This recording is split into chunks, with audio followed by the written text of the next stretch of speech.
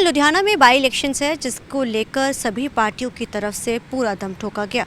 अगर by election का जिक्र किया जाए तो सबसे पहले आम आदमी पार्टी ने अपना उम्मीदवार मैदान में उतार के सभी के लिए एक बड़ी जो ये सवालिया निशान भी जहां खड़े कर दिए थे, वहीं इसी के साथ साथ ये भी सभी पार्टियों के अंदर खलबली मच गई थी कि आखिर आम आदमी पार्टी ने अपना जो है कैंडिडेट अनाउंस कर दिया तो उन्हें भी उसके साथ अपना कैंडिडेट अनाउंस कर देना चाहिए।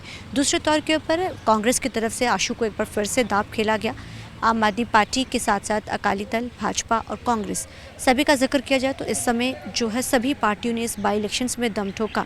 इलेक्शन कमीशन ने खुद इस बात को माना कि इस बार के जो बाई इलेक्शन बेशक सीट एक है, लेकिन चुनाव जो है, जो विधानसभा चुनावों की तैयारी होती है, जो प्रचार होता है, उससे भी ज़्यादा प्रचार किया गया और शिकायतों का तो इस बार भंडार लगा। और जो सेंसिटिव बूथों की जिक्र किया जाए तो 13 सेंसिटिव जो बूथ हैं, जो बहुत ज़्यादा सेंसिटिव है, वो बनाए गए जहाँ पे एक्स्ट्रा फोर्सेस भी तैनात कर दी गई हैं।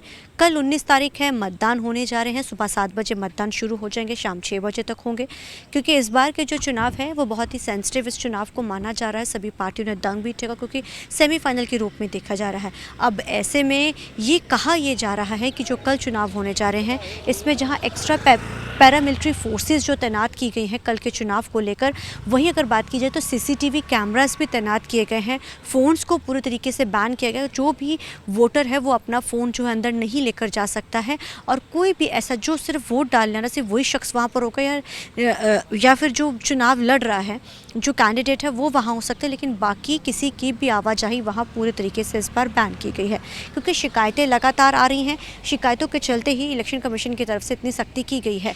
और ये खुद इलेक्शन कमीशन का मानना है कि इस बार के जो चुनाव लड़े जा रहे हैं, वो जिस तरीके के विधानसभा चुनावों में जो शिकायतें आती हैं आमतौर के ऊपर, और जिस तरीके के चुनाव प्रचार होता है, सेंसिटिव बूथ होते हैं, वो इस बार के बाई इलेक्शंस में है। और वो क्यों है, आपको यहाँ हम ज़रूर समझाना चाहेंगे। 2027 में पंजाब में विधानसभा चुनाव होने जा रहे हैं। अब इस विधानसभा चुनाव को ये सेमीफाइनल के रूप में देखा जा रहा है। हर पार्टी का पूरा जोर लगा है कि इस बार के इस सेमीफाइनल को जीत के 27 के चुनावों में इस सीट को पूरी तरीके से भुनाया जाए। अब ऐसे में सभी पार्टियों के लिए ये अहम हो जाता है कि इस सीट को जीतना। कांग्रेस का जो गढ़ है, जो एक बार आम आदमी पार्टी ने 22 में तोड़ा, वो दोबारा से अपने गढ़ को हासिल करने के लिए पूरी जद्दोजहद में लगे। आम आदमी पार्टी ने एक रिकॉर्ड तोड़ा, वो रिकॉर्ड दोबारा से वही कायम करना चाहते हैं, तो वो उस फिराक में लगे हैं। अकाली दल जो बहुत पीछे जा चुका था, एक बार फिर से लोगों में वो विश्वास, वो ज़ील लाने के लिए और वर्करों में जोश भरने के लिए पूरे जोश खरोश के साथ सुखबीर सिंह बादल ने कमान संभाली। और अगर बात की जाए भाजपा की, तो जीवन गुप्ता के ऊपर दाव खेला गया भाजपा की तरफ से, लेकिन रेखा गुप्ता से लेके सैनी, अनुराग ठाकुर, हर बड़ा चेहरा चुनाव प्रचार में उतरा। तो कहा जा सकता है, कहने को तो ये एक सीट है, और लेकिन ये एक सीट ही 27 के समीकरणों को तैयार करने में पूरा जो है एक बड़ी अहम भूमिका निभाएगी। अब ऐसे में सभी की जो नज़र है इस पे टिकी है। कल मतदान होने हैं, सेंसिटिव बूथ 13 हैं, इसके सिवा कई बूथ जो बनाए गए हैं, सीसीटीवी कैमरास, पैरामिलिट्री फोर्सेस लगा दी गई हैं। अब देखना बड़ा अहम रहेगा। सुबह 7 बजे वोटिंग शुरू होगी, शाम 6 बजे तक चलेगी।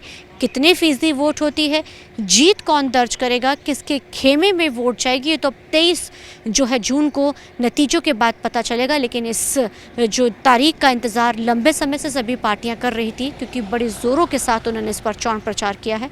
अब देखना बड़ा अहम रहेगा कि कल जब वोटिंग शुरू होती है कि कोई झड़प की खबर आती नहीं आती, तो कल ही पता चलेगा। लेकिन हाल फिलहाल कहा जा सकता है कि इन चुनाव के नतीजे 27 के समीकरण ज़रूर तय करेंगे।